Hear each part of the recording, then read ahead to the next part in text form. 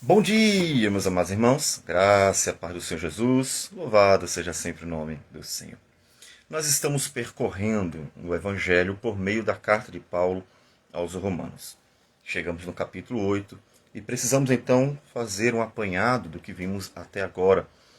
Como é fundamental entender o Evangelho. Lembre que o apóstolo Paulo diz aos Coríntios que é pelo Evangelho, pelo conhecimento da doutrina da salvação, que tem como foco, centro, a morte e a ressurreição de Cristo, que nós somos salvos. Então é muito importante entender. Não é por acaso que ele está nos ensinando na sua carta aos Romanos. Bem, nós já vimos algumas questões. Primeiro, que os romanos eram em grande maioria gentios, e logo na introdução do capítulo 1 ele nos diz, ele vai mostrar quanto tanto os gentios quanto os judeus estavam debaixo do pecado. Até o capítulo 3, o foco é mostrar a ira de Deus sobre o mundo, sobre os pecadores, e de forma bastante abrangente, porque, inclusive, todos os homens conhecem a lei de Deus em seu coração, no que diz respeito a terem virtudes. E isso precisa estar sempre sendo relembrado, porque é exatamente o fato do homem ser a imagem de Deus, ou seja, um homem que tem razão, volição, alma e virtude, que faz com que ele, ao ver o pecado, que é a corrupção da imagem de Deus no homem, ele viva uma tensão. A tensão de sabe o que é certo, mas faz o que é errado, e vive essa agonia, né? Por causa exatamente da tensão entre ser imagem de Deus e ao mesmo tempo ser pecador. E ele mostra, portanto, que o homem, sendo pecador, ele está debaixo da condenação. E apresenta o meio pelo qual o homem é salvo. Porque uma vez que ele está todo contaminado, e agora? O que faz? Como é que ele vai ser salvo? E aí ele já apresenta de cara no capítulo 4 que, assim como Abraão foi justificado pela fé, é assim que a justificação acontece. Não está no homem, mas o homem precisa crer naquele que justifica. E aí então ele entra na obra de Cristo no capítulo 5 e fala de Cristo como o segundo Adão, também chamado de último Adão pelo apóstolo Paulo, que nos substituiu na condenação. Ou seja, ele foi à cruz sem merecer, porque ele não tinha pecado, deveria viver eternamente, estaria vivo até hoje, mas ele voluntariamente se entregou, não tendo pecado, ele nos substituiu na condenação. E então nos justificou, porque ele não só morreu, mas também ressuscitou.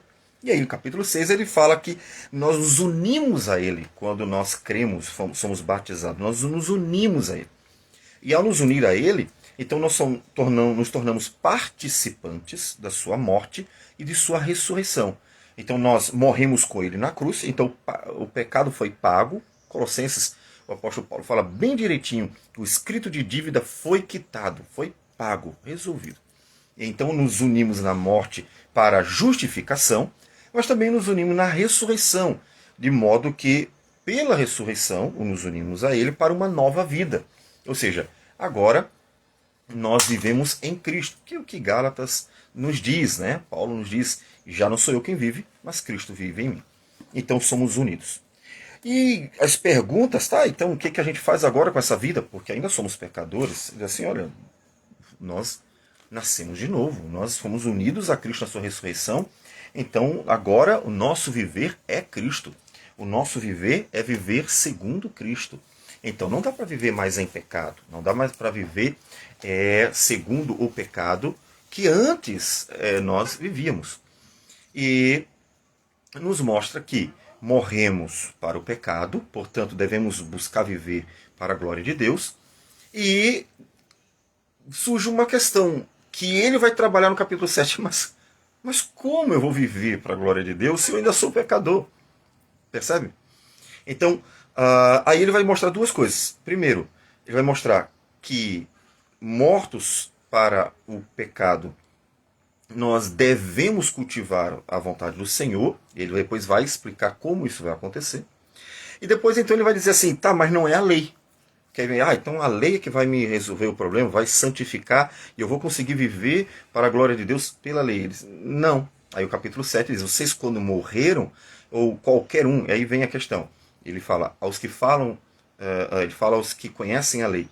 Aqueles que estavam debaixo da lei estão libertos porque também morreram, e mortos são libertos das obrigações da lei. Só que a lei não é a solução. Ela não vai te santificar em si mesma. Ou seja, ela sozinha, assim, eu vou tentar me santificar agora. Então, eu vou tentar cumprir toda a lei. E assim eu vou estar conseguindo resolver o problema. Ele diz, não, vocês não vão conseguir, porque vocês ainda são pecadores. Então, ele está explicando como é necessária a obra de Cristo, que é a justificação.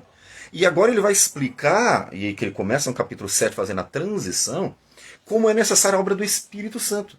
Porque mesmo que justificados temos consciência de que devemos viver para a glória de Deus, se não tivermos o operar do Espírito Santo, como vamos fazer isso? Porque a lei só vai realçar os pecados, só vai mostrar que somos pecadores. Por mais que ela seja boa, como ele diz, é santa, é boa, é perfeita. A lei de Deus, ela não é o problema é o pecador. E então ele nos remete à necessidade do Espírito Santo para nós vivermos para o louvor da glória de Deus. E é então que nós vamos entrar o capítulo 8, depois de Paulo ter feito essa transição no capítulo 7, ou seja, a transição da obra de Cristo para a obra do Espírito Santo. A necessidade da salvação como obra externa, que é a justificação, e da obra interna, que é o operar do Espírito Santo. Então, ele vai explicar agora a obra do Espírito Santo. E ele diz, capítulo 8, versículos de 1 a 6, ele então diz o seguinte: agora, pois, nenhuma condenação há para os que estão em Cristo Jesus, porque a lei do Espírito da vida, em Cristo Jesus, te livrou da lei do pecado e da morte. Veja que nós temos uma esperança. Mas qual é a esperança diante do problema? Ou seja, como vamos conseguir viver para o louvor da glória de Deus? Como nos livramos, como ele diz assim, quem me livrará do corpo desta morte? Como eu vou conseguir então me livrar do fato de que ainda sou pecador? Ou seja, ainda mesmo tendo sido justificado, o homem continua pecador. E aí pensando não como alguém que continua condenado ou condenável, mas alguém que ainda tem a sua natureza ou pecado. Ele ainda é imagem de Deus, junto à atenção de ser também, ao mesmo tempo, pecador. E então ele suspira essa satisfação, essa esperança, que é a certeza de que há uma salvação, há uma solução. Agora, pois, já nenhuma condenação há para os que estão em Cristo Jesus. Por quê? Porque Cristo Jesus, nosso Senhor, nos livrou do jugo da lei ou da condenação da lei, uma vez que a lei ela condena o pecador porque o pecador transgride, né? Então estamos livres da condenação. E o versículo 2 diz, porque a lei do Espírito da vida em Cristo Jesus te livrou da lei do pecado e da morte. Por quê? Porque não só fomos justificados, mas pelo Espírito Santo fomos livrados das amarras do pecado. Fomos livrados da obrigação de pecar, ou seja, da natureza pecadora que impulsiona para o pecado. Que impulsiona. Esse é o grande problema. A natureza pecadora, ela impulsiona para o pecado. A ideia que eu prefiro é o pecado contaminando a natureza humana. Certo? Por quê? Lembre-se, o fato de sermos a imagem de Deus define o ser humano. O que é um ser humano? O ser humano é um ser criado à imagem de Deus. Isso é uma definição. Mas o ser humano é um ser pecador? Não. Isso não define o ser humano. O ser humano ele está contaminado pelo pecado, ele peca. Mas o ser humano não é aquele que peca, porque um dia ele não pecou, Adão e Eva, e um dia ele não pecará mais. Então, o pecado não define o ser humano, mas a imagem de Deus define o ser humano. Porque o pecado é um acidente na história da criação. O pecado não estava antes, o pecado não estará depois, mas ele está no meio. Então ele é um acidente, ele não é parte da essência da criação, E eu pensando na criação inteira, não só o homem. O pecado não é parte da criação, ele é um acidente, porque acidente é tudo aquilo que não é parte da essência. Então, por isso ele será tirado sem que percamos a essência. Porque apesar dele ter contaminado a essência humana, que é a imagem de Deus em nós, ele é um acidente. Ele está ali como um parasita, mas não é a essência da nossa natureza. Então, o Espírito Santo vai capacitar a vencer o pecado, a não viver segundo o pecado. Continuando. Porquanto, o que fora impossível à lei, no que estava enferma pela carne, isso fez Deus enviando o seu próprio Filho em semelhança de carne pecaminosa, e no tocante ao pecado, e com efeito condenou Deus na carne o pecado. Então aí ele relembra o primeiro ponto, que é a lei não podia justificar o homem, porque o homem é pecador e jamais conseguiria cumprir cabalmente a lei. E aí o que ele fez? Enviou seu filho e cumpriu cabalmente a lei, pagou o preço do pecado e então justificou o homem, porque ele carregou sobre si mesmo a nossa condenação. Mas ele continua, a fim de que o preceito da lei se cumprisse em nós. Ou seja, ele cumpriu e nos deu a sua justiça. Então é como se nós tivéssemos cumprido aquilo que ele mesmo fez. E que não andamos segundo a carne, mas segundo o Espírito. Aí ele agora remete à obra do Espírito Santo. Porque os que se inclinam para a carne cogitam das coisas da carne, mas os que se inclinam para o Espírito, das coisas do Espírito. Agora ele diz, porque o Espírito Santo, que nos uniu inclusive ao Senhor, né? Ele nos conduz para as coisas de Deus. Nós conseguimos viver para a glória de Deus. Porque o pendor da carne dá para a morte, mas o do Espírito para a vida e paz.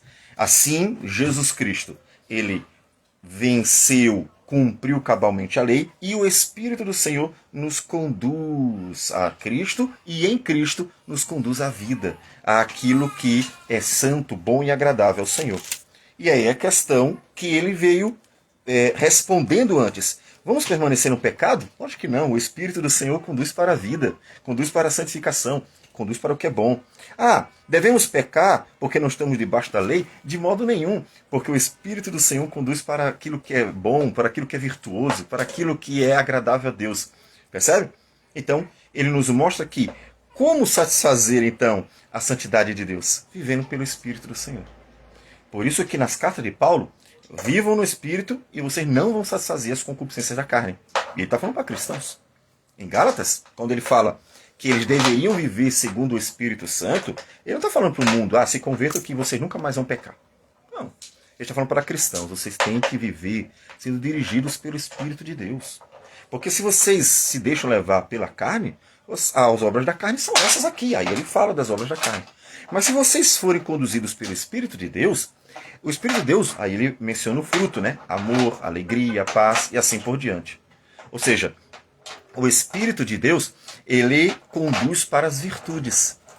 Portanto, observe que o apóstolo Paulo, ele está falando sobre a redenção operada externamente, o Senhor Jesus, mas também internamente, porque o Espírito do Senhor opera em nós para que nós consigamos fazer a vontade de Deus, ir a Cristo Jesus primeiro e viver uma vida para o louvor da glória do Senhor. Então, você precisa viver sendo dirigido, conduzido pelo Espírito Santo, que nos dirige na palavra. Então, se você realmente quer fugir do pecado, se você realmente quer viver uma vida cada vez mais parecida com Cristo, você vai precisar andar com Deus, como Enoque andou, como Noé andou. E assim, pelo Espírito do Senhor, o prazer de fazer a vontade de Deus e a capacitação, porque ele vai lutar contra a sua carne, contra o pecado, cada vez mais vai se desenvolvendo, porque você está sendo dirigido pelo Espírito do Senhor. É a obra da salvação dentro de nós, que a gente chama de santificação, de regeneração. Então, esta obra do Espírito Santo nas nossas vidas é a obra de fazer-nos viver para a glória de Deus. Jesus pagou o preço da redenção, agora o Espírito Santo nos capacita a viver segundo esta redenção, segundo esta obra bem, maravilhosa que o Senhor operou em nós para a eternidade. Porque um dia vamos viver com o Senhor perfeitamente. como diz Paulo em 1 Coríntios 15, incorruptíveis.